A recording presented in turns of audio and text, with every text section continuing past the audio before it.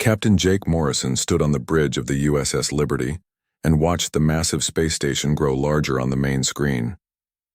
The station looked like a giant metal flower floating in the darkness around a spinning neutron star. Millions of lights blinked across its surface and hundreds of ships moved in and out of its docking bays. This was the home of the Galactic Council, and Jake hated everything about it. Lieutenant Commander Lisa Bennett walked up beside him holding a datapad. Her face looked tired and angry. She had been working for 3 days straight, preparing for this meeting. The meeting that would decide if 2 million human colonists would lose their homes or keep them. "Captain, the final reports are ready," Lisa said, and handed him the pad. "The evidence is clear. We settled those 3 worlds first. We have the mining rights. We have the terraforming permits. We built the cities and the farms. Everything is legal and documented." Jake took the pad and looked through the files. Photos showed green fields and blue lakes where once there had been dead rock and poison air. Human families smiled in pictures taken outside their new homes. Children played in parks that their parents had built with their own hands. All of this work had taken 15 years to complete. "The Zaphirians don't care about our evidence," Jake said, and set the pad down. "They want those worlds because the minerals are valuable. The Council will give them what they want because humans don't matter to them." Lisa's hands turned into fists. 2 million people, Captain. Families who left Earth to build new lives. The Council expects them to just pack up and leave because some crystal aliens decided they want the planets now. Jake nodded and looked back at the station. 15 years ago, humans had been so excited to join the Galactic Council. They thought it meant humanity would finally have friends among the stars. They thought it meant protection and trade and knowledge sharing with dozens of alien species. Instead, it meant being treated like children who should be grateful for whatever scraps the adults decided to give them. Human ships could only travel in certain areas. Human traders had to pay extra taxes that other species didn't pay. Human colonies could only be built on worlds that nobody else wanted. The worst part was how the other species talked about humans during council meetings. They called humans the young race and barely civilized mammals and amusing pets who think they understand politics. Jake had sat through hundreds of these meetings, and every one made him more angry than the last. "Incoming. Message from Ambassador Stone," the communications officer announced. "He's ready to make the final appeal to the Council." Jake activated the main screen and saw Ambassador Richard Stone standing in the great chamber of the Council station. The chamber was huge, with thousands of seats arranged in circles around a central speaking platform. Representatives from 64 different alien species filled those seats. Most of them looked bored or annoyed that they had to listen to another human complaint. Stone was a good man who had spent 10 years trying to make the Council treat humans fairly. He had filed reports and given speeches and made deals with other species. Nothing ever worked because the other species saw humans as newcomers who needed to earn their place over centuries of servitude. "Honored Council members," Stone began his speech. "I stand before you today to ask for justice. 3 human colony worlds are under threat from the Zaphirian Empire. These worlds were legally settled by human pioneers who followed all Council regulations." A tall crystal being stood up in the Zaphirian section. This was Veltherax, the chief representative of the Empire. His voice sounded like glass breaking when he spoke. "The human speaks of regulations but ignores reality," Veltherax said. "Those worlds contain rare minerals that the Empire requires for our expansion. Humans are welcome to find other worlds to inhabit. There are many empty rocks in space that would suit their simple needs." Several alien species laughed at this comment. Jake felt his anger growing as he watched other council members nod in agreement.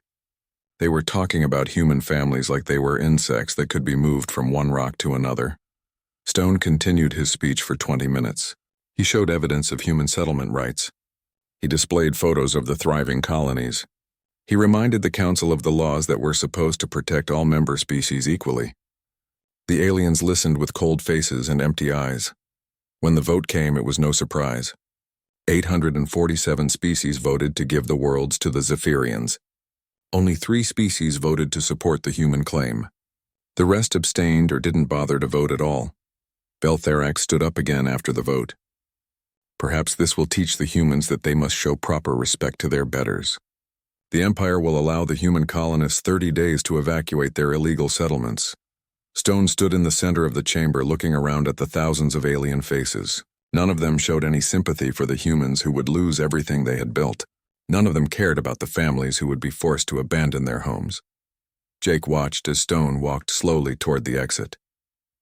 The ambassador looked older than his 60 years. 10 years of diplomatic failures had worn him down. As he reached the door, Stone stopped and activated his quantum communicator. "Protocol 7 is now in effect," Stone said into the device. The message would reach Earth in less than a minute through the quantum network that humans had built in secret. On the bridge of the USS Liberty, Jake Morrison smiled for the first time in months. Protocol 7 was the code that meant humanity had finally had enough. The code that meant it was time to stop asking for fair treatment and start demanding it. The code that meant the Galactic Council was about to learn what humans could really do when they stopped pretending to be helpless newcomers. Lisa looked at the captain with surprise. "Sir, what is Protocol 7? Jake turned to face his crew. Every human on the bridge was looking at him with questions in their eyes. They had all suffered through years of humiliation and disrespect from the alien species. They had all watched their people be treated like second-class citizens in a galaxy that should have welcomed them as equals. Protocol 7 means we're done playing by their rules," Jake said. "Signal all human ships in the area. We're going home, and when we get there, we're going to show these aliens what happens when you push humans too far." President Karen Walsh sat in the Oval Office reading the message that had just arrived from Ambassador Stone. The words "Protocol 7 is now in effect" appeared on her secure screen in bright red letters. She had been waiting for this message for 6 months, but seeing it still made her heart race. She pressed a button on her desk and spoke to her assistant. "Get me Admiral Taylor, General Collins, and Dr. Cross. Emergency meeting in the Situation Room in 10 minutes. Karen stood up and walked to the window that looked out over the White House lawn. Children were playing in a nearby park while their parents watched from benches. Normal families living normal lives who had no idea that their president was about to make a decision that would change human history forever. 15 years of membership in the Galactic Council had taught humanity many things. The most important lesson was that the galaxy was not a friendly place for newcomers. The older alien species saw humans as useful servants at best and dangerous competitors at worst. No amount of diplomacy or compromise would ever change that attitude. Karen walked through the hallways of the White House toward the Situation Room. Secret Service agents nodded as she passed, but she barely noticed them. Her mind was focused on the plans that had been years in the making. Plans that most humans didn't even know existed. The Situation Room was already busy when she arrived. Admiral Chris Taylor stood in front of a large display screen, showing the positions of human fleets throughout the galaxy. General Patricia Collins was reviewing files on her tablet. Dr. Nathan Cross sat at the conference table surrounded by technical reports and classified documents. "Ladies and gentlemen," Karen said as she took her seat at the head of the table, "we all knew this day would come. The Council has made their final decision about our colony worlds. They have chosen to side with the Zaphirians despite clear evidence of our legal rights." Admiral Taylor turned from the display screen. He was a tall man with gray hair who had spent 30 years building the human space navy from nothing. "Madam President, our forces are ready. Every ship captain has been briefed on the withdrawal protocols.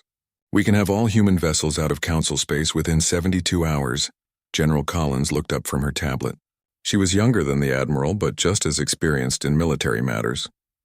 The colonial governments have been preparing for this possibility. Emergency supplies have been stockpiled on all frontier worlds. Our people can survive independently for months if necessary."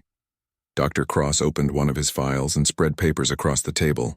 He was the head of humanity's most secret research projects. "The new technologies are ready for deployment. We have been testing them in hidden facilities for 3 years. The aliens have no idea what we have developed." Karen nodded and activated the secure communication system. Her image would now appear on screens in government buildings and military bases across Earth and throughout human space. This message would also be recorded and transmitted to every human colony in the galaxy. "My fellow humans," she began, "today marks the end of our membership in the Galactic Council. For 15 years, we have tried to work within their system. We have followed their rules and respected their traditions. We have been patient when they treated us unfairly and diplomatic when they insulted us." She paused and looked directly into the camera. "But patience has its limits. The Council has decided that human colonists must abandon their homes to satisfy alien greed. They have shown us that they will never accept humanity as an equal partner in galactic civilization. Admiral Taylor stepped forward. All human diplomatic missions are being recalled immediately. All Council treaties and agreements are hereby void. All trade relationships with Council species are terminated. From this moment forward, humanity stands alone among the stars. The Admiral activated his display screen to show a map of human space. Red dots marked the locations of human colonies, while blue dots showed the positions of human fleets. Green lines connected the colonies through a network that the aliens had never fully understood. Our military forces are stronger than the Council believes, Admiral Taylor continued. For 10 years we have been developing new ship designs and weapon systems in secret. The quantum drive technology allows our vessels to move faster than any alien ship. Our artificial intelligence networks can coordinate fleet movements with perfect precision. Dr. Cross stood up and pointed to technical diagrams on his tablet. We have made breakthroughs that alien science considers impossible. Gravity manipulation devices that can crush enemy ships, temporal distortion fields that slow down incoming weapons, energy shields that can absorb the power of a star. General Collins added her own information. Every human colony has been quietly prepared for independence. Hidden manufacturing facilities can produce everything our people need. Underground bunkers protect our civilians from orbital bombardment. Our colonial militias are trained and equipped with the latest weapons. Karen resumed her speech. The aliens see us as primitive newcomers who should be grateful for whatever scraps they choose to give us. They are about to learn how wrong they have been. Humanity will defend its territory and protect its people by any means necessary. She activated another screen that showed images from human colonies throughout the galaxy. Families working in fields and factories, children learning in schools, scientists conducting research in laboratories. All of this had been built by human hands and human minds. We never wanted conflict with the alien species, Karen continued. We came to the Council seeking friendship and cooperation. But they have made it clear that they prefer domination to partnership. They have forgotten that humans did not climb to the top of the food chain on Earth by giving up when faced with larger predators. Admiral Taylor began issuing orders to fleet commanders. Human ships throughout the galaxy received coded messages telling them to withdraw from Council territory. Trade vessels returned to human ports while military ships formed defensive formations around colonial worlds. Dr. Cross contacted research facilities on dozens of planets. Secret weapons programs that had been hidden for years were now authorized for full deployment. Technologies that violated alien understanding of physics were loaded onto human warships. General Collins sent alerts to colonial governments. Emergency protocols went into effect on every human world. Council monitoring stations were shut down, and their alien staff was politely but firmly escorted to evacuation ships. Within hours, the galaxy began to feel the effects of humanity's withdrawal. Trade routes that had operated for years suddenly closed. Alien ships found that human ports would no longer accept them. The complex web of relationships that connected different species started to unravel. Karen concluded her speech by addressing the human colonists who would soon face alien threats. To our people on the frontier worlds, I make this promise. Earth will not abandon you. The human fleet will not let you stand alone. We have spent 15 years learning about our enemies and preparing for this day. She stood up and placed her hand on her heart. Today we declare the formation of the Terran Federation, a government that represents all human worlds and all human interests. We will take our place among the stars not as junior members begging for acceptance, but as equals demanding respect. The communication ended, and the Situation Room fell silent. Everyone understood that they had just crossed a line that could never be uncrossed. Humanity was now at war with the most powerful military alliance in galactic history, but they also understood that humans had advantages the aliens didn't know about. 15 years of careful planning and secret development had given humanity weapons and capabilities that would shock their enemies. Admiral Taylor looked at the star charts one more time. The Council will send fleets to punish us for this defiance. They will expect us to surrender after a brief show of resistance. Dr. Cross smiled as he gathered his technical reports. They are going to be very surprised when they discover what humans can do when we stop holding back. Emperor Thekzar stood on the bridge of his flagship and looked at the reports coming in from across the galaxy. 3 weeks had passed since the humans had withdrawn from the Council, and the effects were spreading like a disease. Trade routes were disrupted. Diplomatic missions were returning home in confusion. Several minor species were asking questions about council authority that had never been questioned before. The Emperor was 12 feet tall and made of living crystal that changed colors based on his emotions. Right now, those crystals glowed an angry red color that made the bridge crew nervous. The Zaphirian Empire had ruled over dozens of star systems for thousands of years, and no primitive species had ever dared to challenge their authority. Status report, the Emperor commanded in a voice that sounded like breaking glass. His military advisor, General Kethmore, stepped forward with a data pad. Our fleet is assembled and ready for deployment. 500 warships from 6 different species. The humans have fortified their 3 disputed colony worlds, but our intelligence suggests they have only minimal defenses. The Emperor's crystals shifted to a darker red color. Minimal defenses for a minimal species. The humans think they can hide behind their little fortifications and wait for the Council to change its mind. They will learn that the Empire does not negotiate with rebels. Admiral Zex Cool, the fleet commander, activated a holographic display showing the new Montana system. The human colony world appeared as a blue-green sphere surrounded by 3 small moons. Orbital platforms and defensive satellites created a thin shell around the planet. Our scouts report 12 human ships in the system, Admiral Zex Cool said. Small vessels that appear to be modified cargo haulers. The colonists have refused all evacuation orders and claim they will defend their territory.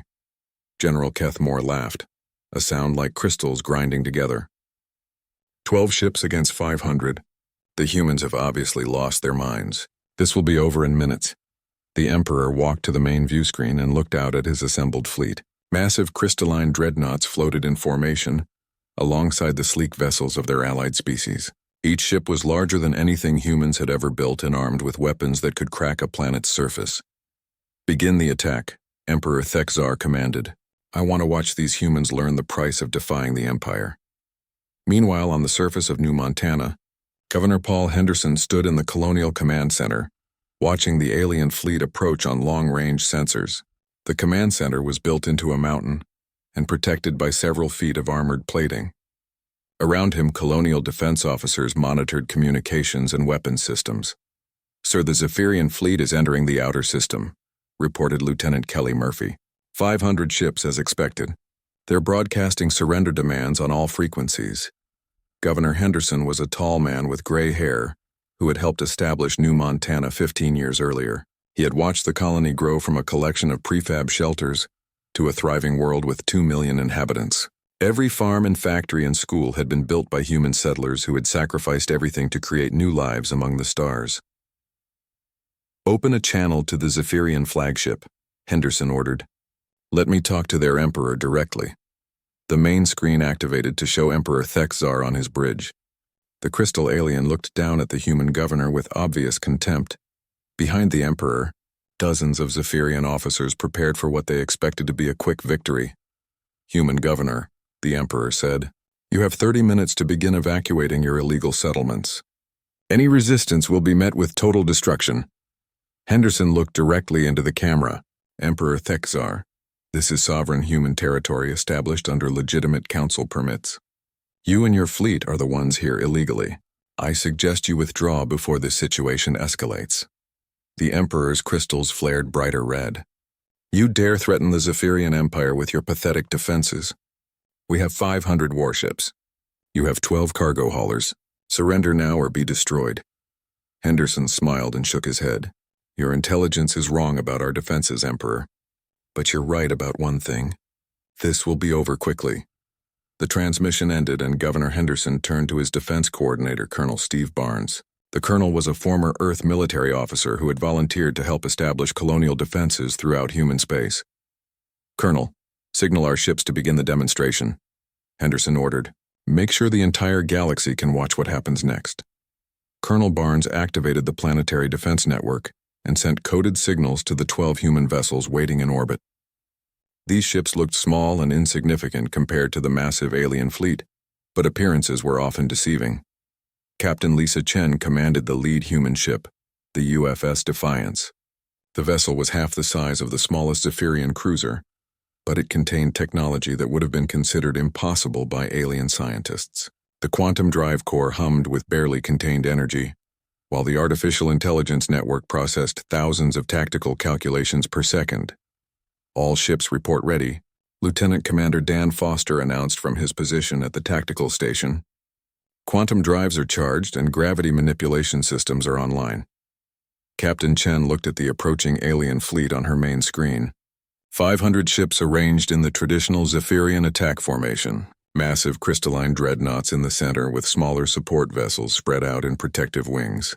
It was an impressive sight that had terrified alien enemies for centuries. "Begin attack pattern Delta," Captain Chen ordered. "Let's show them what human engineering can accomplish." The 12 human ships suddenly vanished from normal space as their quantum drives activated. The Zaphirian fleet sensors lost all contact with the human vessels for several seconds. When the ships reappeared, they were scattered throughout the alien formation, moving at impossible speeds. Emperor Thexar watched in confusion as human ships materialized next to his vessels and then disappeared, again before his weapons could target them. "What is happening? How are they moving like that?" Admiral Zex Kuhl studied his tactical displays with growing alarm. "Sir, our sensors can't track their movement patterns. They appear to be using some kind of space-folding technology that our science says is impossible." The human ships began their attack. Gravity manipulation weapons created localized distortions in space-time that crushed alien vessels like insects. Energy beams powered by quantum cores sliced through crystalline armor as if it were paper. The artificial intelligence networks allowed perfect coordination between all 12 ships so they moved like a single organism. The Zaphirian fleet tried to respond, but their massive ships were too slow to track the darting human vessels. When they fired their weapons, the humans simply vanished and reappeared somewhere else. Traditional alien tactics that had worked for thousands of years were useless against enemies who could ignore the normal laws of physics. Captain Chen's ship materialized directly above a Zaphirian dreadnought and fired a gravity pulse that compressed the alien vessel into a ball of twisted metal. Lieutenant Commander Foster reported the kill with professional calm, while the ship's AI selected its next target. Throughout the battle zone, human ships appeared and disappeared like deadly ghosts. Every few seconds, another alien vessel was destroyed or disabled. The Zaphirians had never faced an enemy that could move through space as if distance and time were mere suggestions. After 17 minutes of combat, the battle was over. 487 alien ships had been destroyed or disabled. The remaining 13 vessels were broadcasting surrender signals. All 12 human ships remained undamaged and ready for additional combat. Emperor Thexar stood on his damaged bridge surrounded by broken crystal and flickering displays. His flagship had been crippled by a gravity weapon that had twisted its hull into an impossible shape. Half his crew was dead and the other half was too shocked to function properly. "Impossible," the Emperor whispered. "This cannot be happening." Governor Henderson's face appeared on the surviving alien ship's communication screens. "Emperor Thexar, I told you that your intelligence was wrong about our defenses. New Montana is under the protection of the Terran Federation, and we will defend our territory against any aggressor." Henderson looked directly at the camera with cold eyes. "You may inform the Council that humanity is no longer interested in their opinion about our colony rights. The next fleet you send will receive a less gentle reception." The transmission was broadcast on all galactic frequencies, so every Council species could watch the complete destruction of the Zaphirian fleet. For the first time in galactic history, a junior species had not only defied the Council but demonstrated overwhelming military superiority over one of its most powerful members. Chancellor Mordain of the Rigelian Confederation stood before the emergency session of the Galactic Council and felt something he had not experienced in his 2,000 years of life: fear. The Great Chamber was filled with representatives from 64 species all, talking at once in dozens of different languages. Panic was spreading through the galactic government like a plague. The holographic display in the center of the chamber showed the battle footage from New Montana over and over again. 12 tiny human ships destroying nearly 500 vessels from the mighty Zaphirian Empire. Technology that moved ships through space in ways that violated every known law of physics. Weapons that could crush matter itself with gravitational forces. "Order, order!" Chancellor Mordain's voice boomed through the chamber's amplification system. The alien representatives slowly quieted down, but their fear remained visible in their body language and vocal tones. Ambassador Veltherax of the Zaphirian Empire stood at his delegation's platform. The tall crystal being's colors had changed from their usual proud blue to a dull gray that indicated shock and defeat. His empire had just lost nearly its entire expeditionary fleet to a species they had considered barely above animals. The humans have revealed capabilities that our intelligence networks never detected, Veltharax reported in a voice that cracked like breaking glass. Their ships move through space using what appears to be controlled wormhole technology. Their weapons manipulate gravity in ways our science considers impossible. Representative Quindar of the Altarian Republic raised one of his forearms to speak. How long have the humans possessed these technologies? Why did our spy networks fail to detect such massive military developments? Chancellor Mordain activated his personal display screen to show intelligence reports from the past 15 years. Our analysts are reviewing all data about human activities during their council membership. It appears they have been deliberately concealing their true capabilities, while presenting themselves as a weak and dependent species. The revelation sent another wave of fear through the chamber. The idea that humans had been deceiving the entire galactic community for over a decade was almost as terrifying as their advanced weapons. If they could hide such massive technological developments, what other secrets might they possess? Defense Minister Kolvex of the Andromedan Alliance stood up from his chair. We must assume that everything we know about human capabilities is false. Their true military strength could be far greater than what we witnessed at New Montana. Admiral Hexnall of the Tau Cetian Navy projected tactical analyses onto the main display. Computer simulations suggest that human quantum drive technology could allow their fleets to appear anywhere in the galaxy within hours. Traditional defensive strategies are useless against enemies who can ignore distance and time. The chamber fell silent as the implications became clear. Every major power in the galaxy had defensive plans based on the assumption that enemy fleets would need weeks or months to cross interstellar distances. If humans could move their ships instantly to any target, no world was safe from attack. Chancellor Mordain stood up and walked to the center of the chamber. His ancient voice carried the weight of millennia of political experience. The human rebellion threatens the foundation of galactic civilization. For millions of years, the Council has maintained order through superior numbers and established technology. If a single species can challenge our authority, others will follow their example. Delegate Zeph Cole of the Vegan Empire nodded in agreement. Already we have received inquiries from 17 non-council species, asking about human intentions. The smaller civilizations see this as an opportunity to challenge the established order. Representative Morketh of the Betelgeuse Consortium added her own concerns. Trade relationships throughout the galaxy are being disrupted. Many species are refusing to honor contracts that depend on council enforcement. The economic stability we have maintained for centuries is crumbling. Chancellor Mordain raised his hand for silence. There is only one possible response to this threat. We must assemble the largest military force in galactic history and crush the human rebellion before it spreads. Every member species must contribute ships and personnel to this effort. Defense Minister Kolvex began coordinating the massive military mobilization. Initial reports suggest we can assemble over 10,000 warships from 27 different species. This grand alliance will represent the combined might of galactic civilization. The numbers were impressive, but several representatives expressed private doubts about fighting an enemy that had just demonstrated impossible technologies.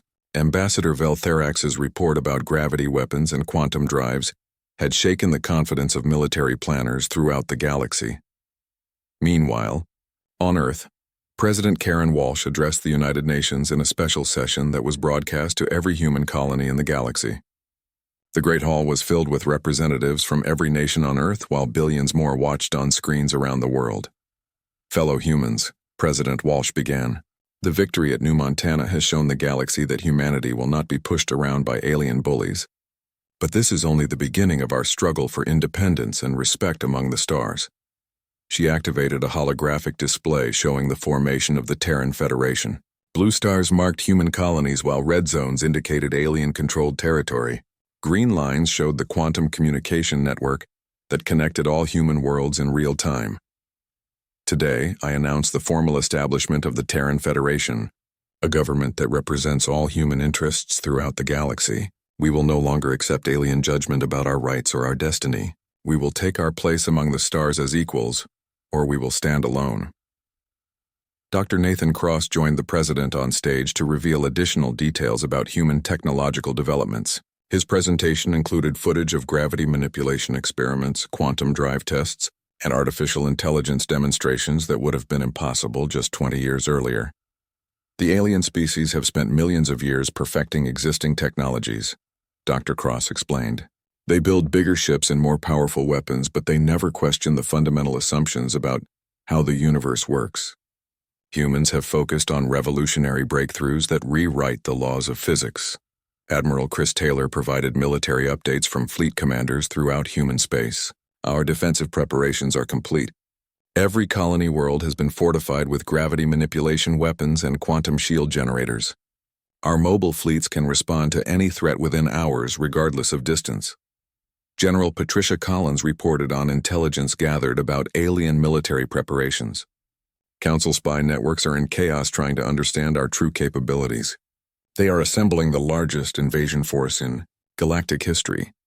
But they are planning to fight an enemy that no longer exists. President Walsh concluded her speech with a direct message to the alien species watching the broadcast.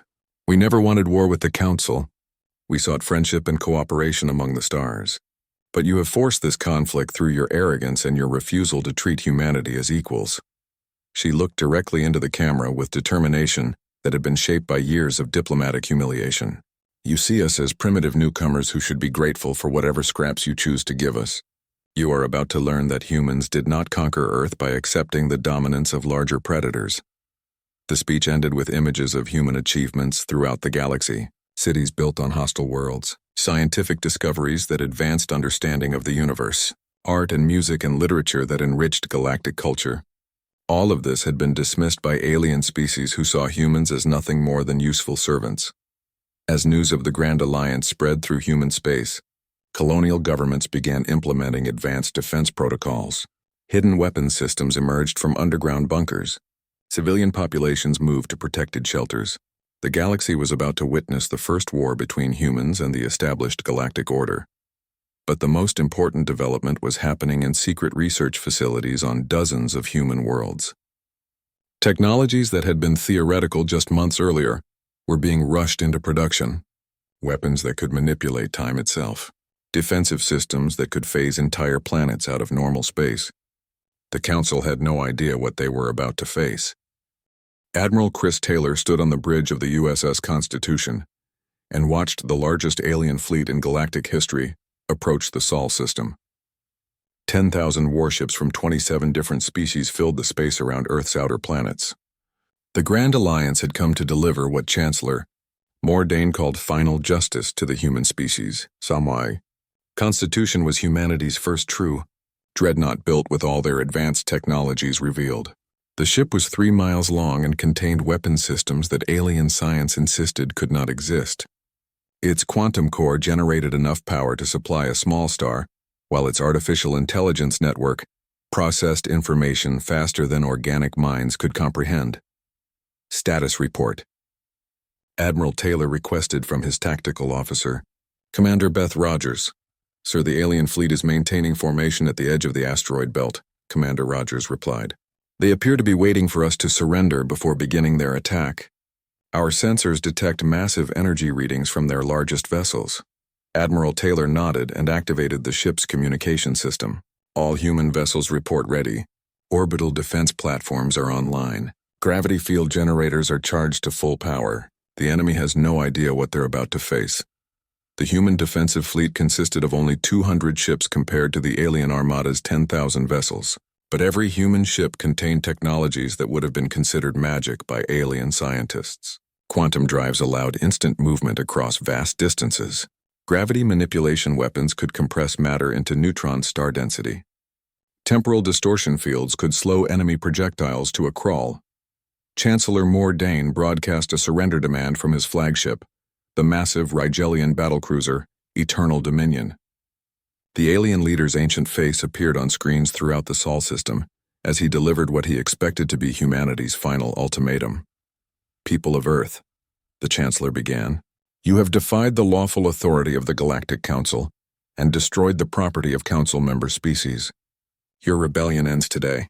Surrender unconditionally, and your species will be allowed to survive as a protectorate under alien supervision. Resident Karen Walsh responded from the White House, where she sat surrounded by her military advisors and cabinet members. Her image was broadcast to every human world in the galaxy, as well as to the alien fleet waiting to attack Earth. Chancellor Mordane, President Walsh replied, "Humanity rejects your demands. Earth is the sovereign territory of the Terran Federation, and we will defend our worlds against any aggressor. You have assembled an impressive fleet, but you still don't understand what you're fighting."